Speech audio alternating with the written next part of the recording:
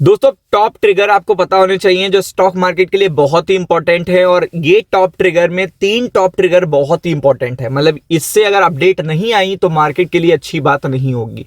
और मैं हमेशा कहता हूं कि देखिएगा, अच्छी इंफॉर्मेशन आना मार्केट के लिए बहुत ज़रूरी है, और अमेरिका से आना तो बहुत ज़रूरी है। अमेरिका से 2 ही इंफॉर्मेशन अच्छी आ सकती हैं और दोनों यहाँ पे अच्छी देखने को नहीं मिल रही हैं।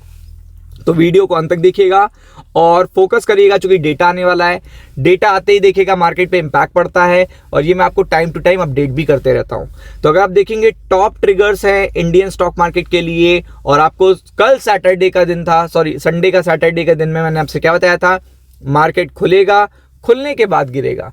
तो आपने देखा मार्केट खुला, फ्लैट ओपन हुआ, फ्लैट ओपन होने के बाद देखिएगा उसमें डाउन ट्रेंड आया।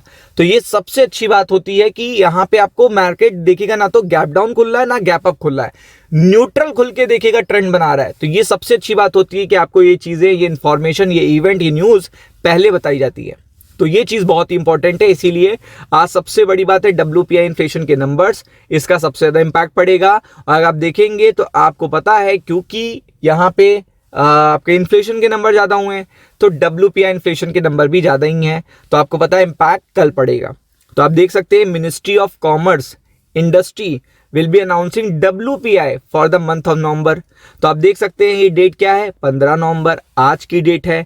और आपको पता है कि पिछले कई महीनों से जिस तरीके से हमारा CPI इन्फ्लेशन के नंबर नीचे जा रहे हैं, उसी तरीके से अगर आप देखोगे तो यहाँ पे सीधा सीधा इंपैक्ट आप देख सकते हो, सीधा सीधा इंपैक्ट आप देख सकते हो कि होलसेल प्राइस इंडेक्स पे पड़ा है, WPI इन्फ्लेशन पे पड़ा है। तो आप देख सकते हो कि ये जब अब इस बार CPI इन्फ्लेशन के नंबर देखिएगा क्या हुए, जंप हुए, नीचे के लेवल से ऊपर के लेवल पे आए। तो CPI इन्फ्लेशन के साथ साथ WPI इन्फ्लेशन में भी देखिएगा आपको रिकवरी देखने को मिलेगी, जिसका स्टॉक मार्केट पे असर पड़ते हुए देखने को मिलेगा। तो mainly due to falling prices of food item, pulses, vegetable, देखिएगा फ्यूल, मैन्युफैक्चर्ड गुड प्राइसेस। तो आप देख सकते हैं कि ये जो पर्टिकुलर डेटा है कल मार्केट को इंपैक्ट करेगा, तो इसके लिए पूरी तरीके से आप प्रिपेयर्ड रहिएगा। तो इसमें तो आपको समझ में आ गया होगा, ये सरकार की तरफ से डेटा आने वाला है। और सबसे इंपॉर्टेंट देखिएगा इस समय इंडिया के लिए जो सबसे ज्यादा, कि US डिप्लोमेट आ रहे हैं, जा रहे हैं, ये हफ्ता था आने जाने का, मिलने का, लेकिन कोई भी ज्वाइंट स्टेटमेंट नहीं आया, कोई भी स्टेटमेंट व्हाइट हाउस से नहीं आया, कोई भी स्टेटमेंट देखिएगा बहुत अच्छा, अगर आप कहोगे बूस्टिंग स्टेटमेंट देखिएगा इंडिया से नहीं आया, क्योंकि अभी तक वही चल रहा है, डिस्कशन डिस्कशन डिस्कशन। तो इट मींस कि इस पर्टिकुलर, अगर आप देखोगे, अगर इस पर्टिकुलर हफ्ते में भी कोई स्टेटमेंट नहीं आया, कोई अपडेट नहीं आया, तो ये समझ लीजिएगा कि स्टॉक मार्केट यहाँ पे पूरी तरीके से इंपैक्ट होगा इससे, क्योंकि जितना डिले होगा उतने ज्यादा टैक्सेस, उतना ज्यादा घाटा। तो आप देख सकते हैं अकॉर्डिंग टू द PTI रिपोर्ट, India and United States have agreed maintain their constructive and forward looking agreement. तो आप देख सकते हैं ये चीज हम लोग काफी टाइम से सुन रहे हैं, इसीलिए मार्केट पे कोई इंपैक्ट नहीं पड़ रहा। डिप्लोमेट्स के आने के बाद भी देखिएगा मार्केट गिर रहा है, और अच्छे देखिएगा जो कंफर्मेशंस भी आ रहे हैं तो उस पर भी मार्केट निगेटिव रिएक्ट कर रहा है मंडे को। तो आपको पता है कि अगर ये हफ्ते कोई भी बड़ा अपडेट नहीं आया according to this particular deal, ये जो डील चल रही है, 2 डेज ऑफ डिस्कशन हो चुका है इंडियन डेलीगेशन और US टीम के बीच में। और आपको पता है कि सबसे पहला मुद्दा क्या था इंडिया का, सबसे पहला मुद्दा इंडिया का ये है, PM मोदी ने भी ट्रम्प साहब को कॉल करी थी, तो मुद्दा केवल एक था कि जो रशियन ऑयल की जो पेनल्टी हम पे लगाई गई है, पहले वो तो हटा दीजिए आप एटलीस्ट। मतलब ये जो 50% है, हम उसमें आपको पहले निगोशिएशन ना करिए, आप ये 25% जो आपने रशियन ऑयल की वजह से लगाया था, इसको तो हटाइए पहले।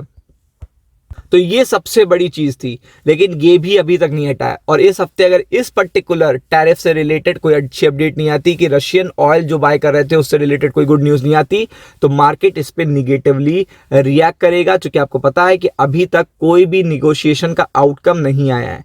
और इसी कारण से देखिएगा हमारा रुपया और ऑल टाइम लो की तरफ बढ़ रहा है, जिसका प्रेशर भी निफ्टी बैंक के साथ साथ आपको देखिएगा निफ्टी 50 पे भी देखने को मिलेगा।